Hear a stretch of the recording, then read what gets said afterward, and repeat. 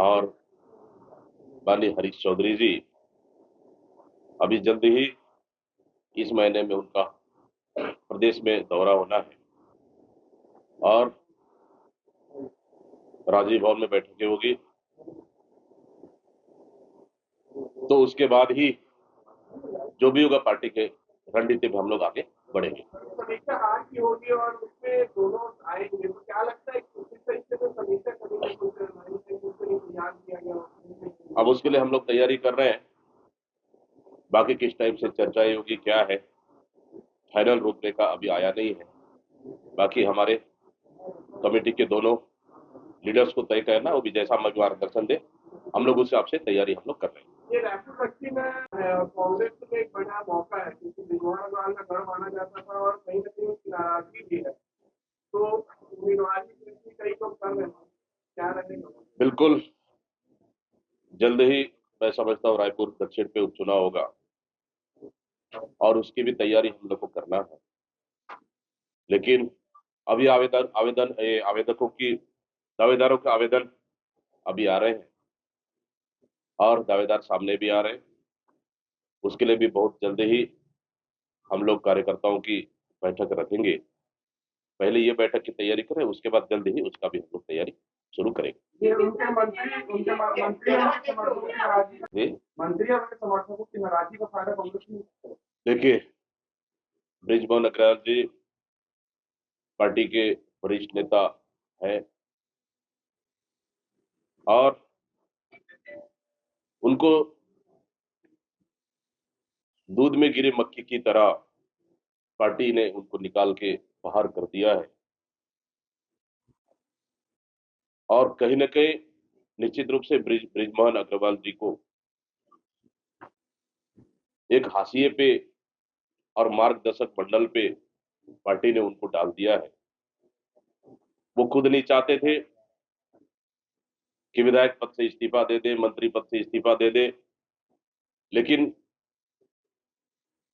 बेमन से उन्होंने इस्तीफा दिया। मतलब समझ लीजिए कि बीजेपी में ठीक ठाक नहीं चल रहा है, इसका फायदा कांग्रेस पार्टी को मिलेगा। मंत्री और समर्थकों की नाराजगी का फायदा कांग्रेस में। देखिए, बृजमोहन अग्रवाल जी पार्टी के वरिष्ठ नेता है और उनको दूध में गिरी मक्खी की तरह पार्टी ने उनको निकाल के बाहर कर दिया है और कहीं न कहीं निश्चित रूप से बृजमोहन अग्रवाल जी को एक हाशिए पे और मार्गदर्शक मंडल पे पार्टी ने उनको डाल दिया है। वो खुद नहीं चाहते थे कि विधायक पद से इस्तीफा दे दे, मंत्री पद से इस्तीफा दे दे, लेकिन बेमन से उन्होंने इस्तीफा दिया। मतलब समझ लीजिए कि बीजेपी में ठीक ठाक नहीं चल रहा है, इसका फायदा कांग्रेस पार्टी को मिलेगा। देखिए, उसके लिए हम लोग सभी वरिष्ठ नेताओं के साथ बैठेंगे, चर्चा करेंगे और अभी तो कुछ दावेदार आए, अभी तो और दावेदार आने दीजिए, तो जो मजबूत प्रत्याशी होगा उसको पार्टी मैदान में कैबिनेट में दो दावेदार दिल्ली दौरे पे इस दौरान उन्होंने प्रधानमंत्री और गृहमंत्री से बात को लेकर चर्चा हुई, किस तरह से खात्मा किया जाए। देखिए, मुख्यमंत्री जी का दिल्ली दौरा, इससे छत्तीसगढ़ को कोई फायदा होने वाला नहीं है। रही बात नक्सलवाद पे, अभी भी सरकार का कोई नीति स्पष्ट नहीं है,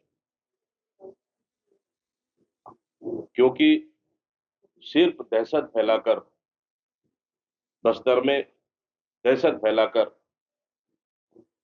राज करना चाह रही है। बल्कि नक्सलवाद पे सरकार की नीति स्पष्ट होना चाहिए। नक्सलवाद पे सरकार का नीति स्पष्ट नहीं है और गृह मंत्री पुनर्वास नीति की बात करते हैं। इस तरह से भारतीय जनता पार्टी की सरकार पूरी तरह से इस नीति पे कंफ्यूज है। ये नदी की जो फंडिंग हो रही है उससे क्या अब ये डबल इंजन की सरकार तो ही कहती थी कि हम नोटबंदी किए हैं तो इससे आतंकवाद खत्म होगा, नक्सलवाद खत्म होगा। आज जम्मू कश्मीर में देखेंगे प्रधानमंत्री शपथ ले रहे हैं और वहां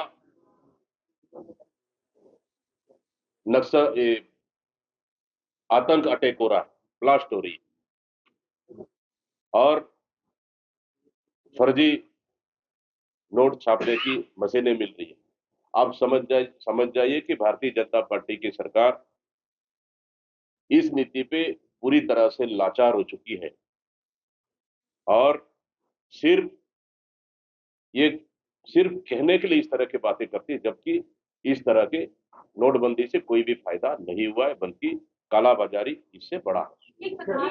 देखिए, अब ये उनकी पार्टी का निर्णय है, लेकिन जो सहयोगी दलों को भारतीय जनता पार्टी और प्रधानमंत्री नरेंद्र मोदी डराने का काम कर रही है ताकि स्पीकर अपने पास रखें और ये बैसाखी पर चल रही इस सरकार को बचा जा सके। जबकि हमेशा गठबंधन अगर सरकार चली है तो स्पीकर उनके सहयोगी दलों के पास रहता है, तो सिर्फ ये अपना बचाव करने के लिए ही उनके सहयोगी दलों से दबाव बनाकर स्पीकर अपने पास रखती है। लेकिन कांग्रेस पार्टी भी स्पीकर को मैदान में उतारने का निर्णय लिया है, इंडिया गठबंधन ने भी निर्णय लिया है। बिल्कुल बिल्कुल, बहुत बहुत बधाई देता हूं हमारे माननीय राहुल गांधी जी को। वर्किंग कमेटी में इसके तमाम वरिष्ठ और प्रदेश के सभी नेताओं ने मांग रखी थी कि उनको नेता विपक्ष होना चाहिए, ताकि वही एक आवाज हो देश की जनता के लिए हमेशा उठाते रहे हैं। और कहीं ना कहीं प्रधानमंत्री और भारतीय जनता पार्टी राहुल गांधी से डरती है, इसलिए ताकि देश की किसान, युवा और अन्य मुद्दों को लोकसभा के पटल पर उठा सके, इसलिए यह निर्णय लिया गया है। इससे निश्चित रूप से इंडिया गठबंधन को फायदा होगा। देखिए, ये डबल इंजन की सरकार और मोदी की गारंटी देश में पूरी तरह से फेल हो चुका है। देश की जनता ने इस समय भारतीय जनता पार्टी और उनके प्रधानमंत्री को नकार चुका है। ये मानसिक रूप से ये सीधे सीधे बीजेपी की हार है। लेकिन अब वही देखेंगे कि माननीय राहुल गांधी जी की लोकप्रियता बढ़ी हुई है और इसी का खामियाजा कि लोकसभा में इंडिया गठबंधन के बेहतर परफॉर्मेंस रहा है। तो इसका फायदा आने वाला समय में निश्चित रूप से कांग्रेस और अन्य उनके दलों को मिलेगा। कुछ नहीं, ये राजनीतिक स्टंट है। रही बात आपातकाल, सबसे बड़ा आपातकाल अभी लगा हुआ है।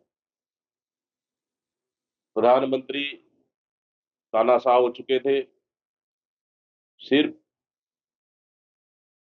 वो मैं की भावना से बाहर निकल नहीं पा रहे थे। इसी का नतीजा है कि आरएसएस ने भी उनसे किनारा कर लिया है और साथ ही लोकतंत्र खतरे पे है, संविधान खतरे में है और जिस तरह से देश में अपनी किसी भी व्यक्ति को तो अपनी व्यक्ति की अभिव्यक्ति का, बोलने का अधिकार है, उसको इस सरकार ने सिर्फ हिटलरशाही से चला रहा है। उसी का नतीजा है कि लोकसभा के चुनाव में पूरे देश में बीजेपी का ये परिणाम आया।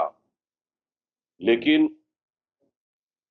बात करें आपातकाल का, तो इससे बड़ा इमरजेंसी कुछ हो नहीं सकता। भारतीय जनता पार्टी ने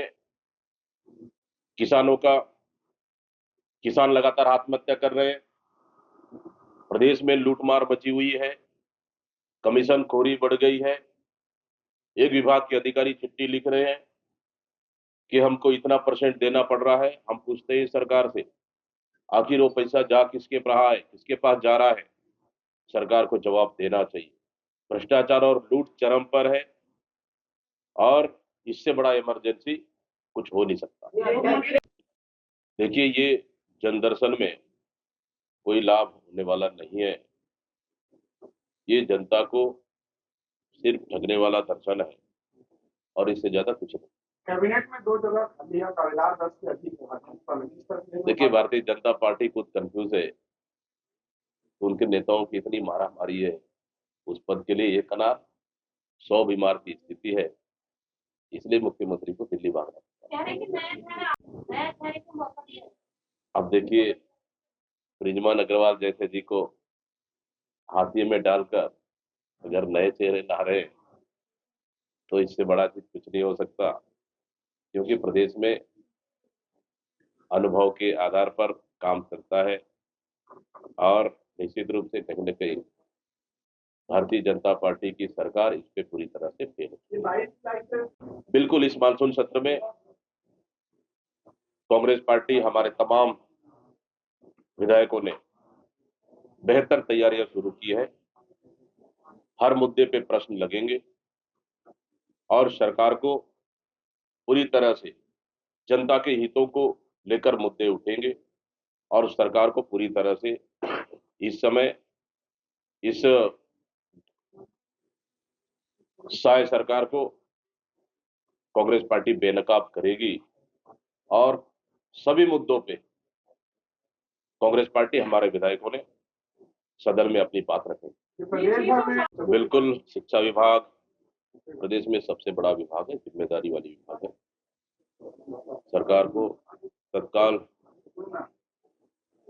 विभाग पे नियुक्ति करना चाहिए और जिस तरह से शिक्षा पहले ही सत्र में सरकार पे शिक्षा पे कोई नियंत्रण नहीं है, मतलब समझ लीजिए आने वाला समय में जिस तरह से 15 साल में शिक्षा के क्षेत्र में सरकार ने बेड़ा गर्क किया है, उसी तरह से 5 साल भी हमारी शिक्षा व्यवस्था को ये सरकार पूरी चौपट करने में।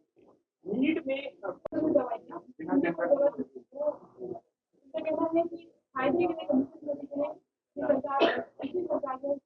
शायद इसको तो मैंने अभी ये देखा है, अब इसको देखने का। देखिए, भारतीय जनता पार्टी पहले अपने गिरेमा पे जाके उसके बाद बात करें। देखिए, सिर्फ बिल्कुल बिल्कुल इस मामले पे सरकार को गंभीरता से लेना चाहिए। नीट यूजीसी का पूरे देश में क्या हालत है, वो आप उसको देख रहे हैं, क्योंकि ये सरकार पेपर लीक सरकार है। सिर्फ अपने नेताओं को फायदा पहुंचाने के लिए देश के भविष्य के साथ, देश के युवाओं के साथ खिलवाड़ कर रही है। सिर्फ वही नहीं, छत्तीसगढ़ में भी वही हालत है। मैंने तो कुछ साथी ने हमको भेजे थे कि कई भर्ती होने वाला था, उसको भी उन्होंने रोक दिया है। तो कहीं वो भी नीट की तरह पेपर लीक की तैयारी है, अपने लोगों को फायदा पहुंचाने के लिए सरकार पूरी तरह से काम करे।